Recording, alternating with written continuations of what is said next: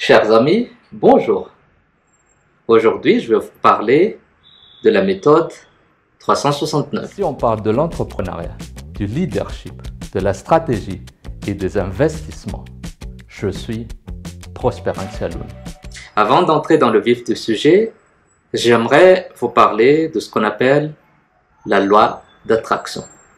Vous en avez sûrement entendu parler.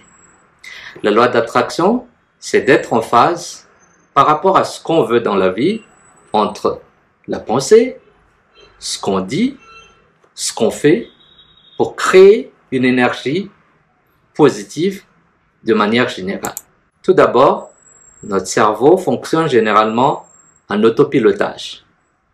C'est la nature qui fait que le cerveau n'aime pas faire des efforts. On essaie de le bousculer, on essaie de l'entraîner. Le cerveau, c'est comme un muscle. Plus on l'entraîne, plus il devient performant.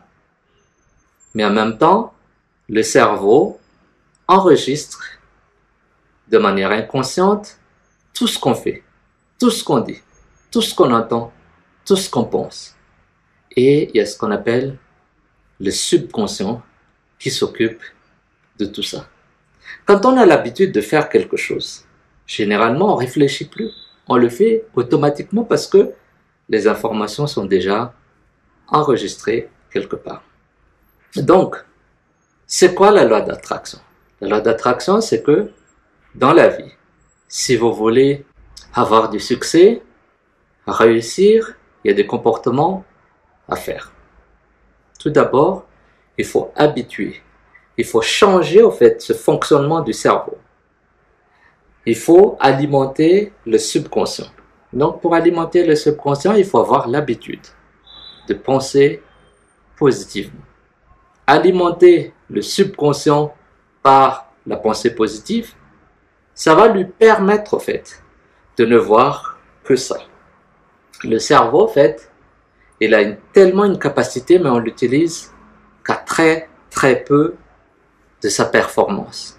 Et généralement, c'est les choses qui nous attirent qui est détecté par nos cerveaux. Je prends un exemple tout simple. Si quelqu'un aime les chaussures, okay?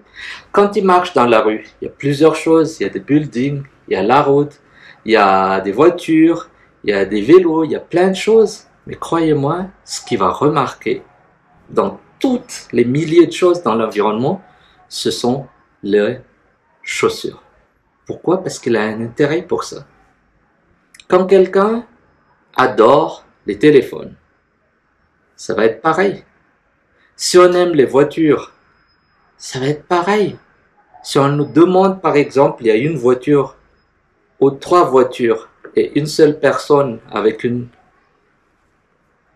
un vêtement très coloré, rouge vif par exemple, si on lui demande c'était quoi la couleur du vêtement de la dame ou de monsieur qui est passé, croyez-moi, s'il est très focalisé sur les 3 voitures, il ne va même pas remarquer cette couleur vive qui passe à côté de lui. Donc c'est ça. Pour focaliser le cerveau sur quelque chose qui nous tient à cœur, il faut l'entraîner. Il faut l'entraîner. C'est pour ça que dans la loi d'attraction, l'émotion joue un rôle très important. Il faut s'habituer. Il faut avoir du plaisir. Quand on travaille, par exemple, et qu'on n'aime pas le travail, on n'ira pas loin. Ça va être très compliqué.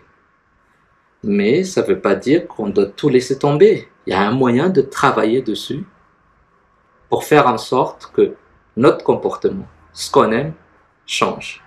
Ça vous paraît un peu bizarre, ça vous paraît insurmontable, mais c'est vrai. Et je vous invite à faire des expériences par rapport aux choses, des petites choses que vous n'aimez pas et que vous essayez d'adopter dans votre vie. Deuxième point, c'est de faire attention à ce qu'on dit. Il faut toujours parler de manière positive, de manière cohérente à ce qu'on veut. Il faut détecter dans la vie quotidienne les petits signes dans nos expériences quotidiennes par rapport à l'objectif ou à la vision ou à la chose qu'on veut devenir plus tard. C'est comme ça qu'on développe déjà le focus du subconscient par rapport à ce qu'on veut, mais en même temps attirer, c'est pour ça que ça s'appelle la loi d'attraction, autour de nous, l'énergie positive par rapport à tout ça. Si on parle par exemple de rap, de la musique rap, quand on en parle de manière positive, les gens qui nous entendent, qui aiment le rap, deviennent généralement soit nos alliés, soit nos amis carrément. Parce qu'ils se disent, on partage la même passion et on s'attire et on commence à faire des échanges. Et c'est comme ça que les choses évoluent. Quand on parle généralement du management par exemple, il y a d'autres gens qui sont attirés par ça, on s'attire. C'est pour ça que les gens qui ont les mêmes passions, qui sont dans les mêmes secteurs, dans les mêmes domaines, ils s'attirent pour essayer de travailler ensemble, pour essayer de se partager cette vibration, cette passion. Et c'est ça en fait, c'est pour ça qu'on dit on a des pensées magnétiques. On s'attire. Troisième point, et c'est très très important, c'est de se focuser sur nos besoins, mais non nos désirs. La question quand on essaie de faire quelque chose, quand on essaie d'atteindre un objectif, la question c'est toujours, est-ce que c'est vraiment ce que je veux ou c'est juste un luxe?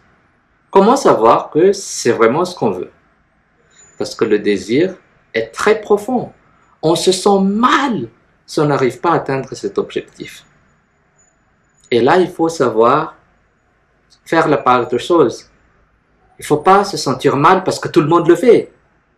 C'est pas ça, il faut se sentir mal parce qu'on le veut vraiment au fond de nous.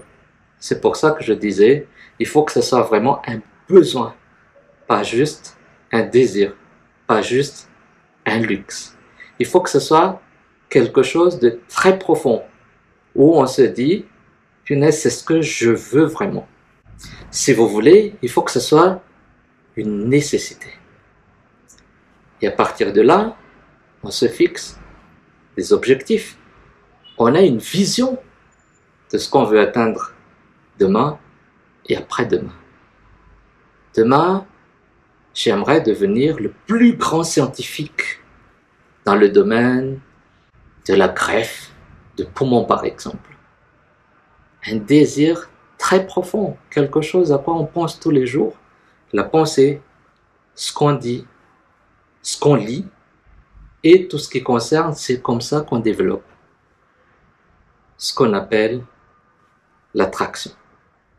Bien évidemment, comme je disais, il faut que ça donne du plaisir.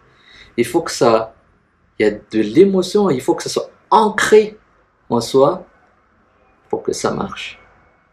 Parfois, c'est compliqué et c'est pour cela que je reviens sur ce que j'ai dit au début.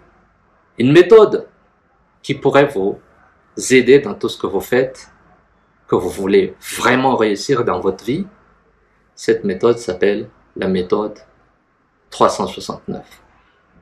En gros, la méthode 369, c'est de travailler dans la journée en écrivant 17 secondes à chaque fois.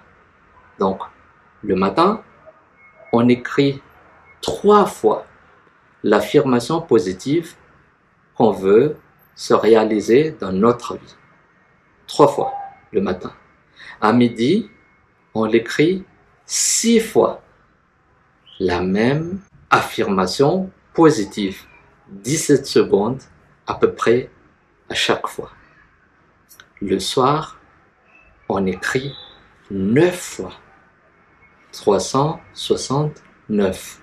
C'est la même chose. L'affirmation positive qu'on veut réaliser ou se voir réaliser dans notre vie, on l'écrit une phrase compréhensible, complète, on l'écrit en 17 secondes à peu près, chaque phrase, mais cette phrase, cette affirmation, vous l'écrivez 3 fois le matin, 6 fois à midi 9 fois le soir. C'est ça la méthode 369. Je vous invite à la tester et vous pouvez me faire un feedback si ça a fonctionné ou pas dans 3, 6 mois ou un an. Sur ce, je vous dis à très bientôt et bon exercice sur votre personne et je vous souhaite tous de bien réussir dans la vie. Au revoir!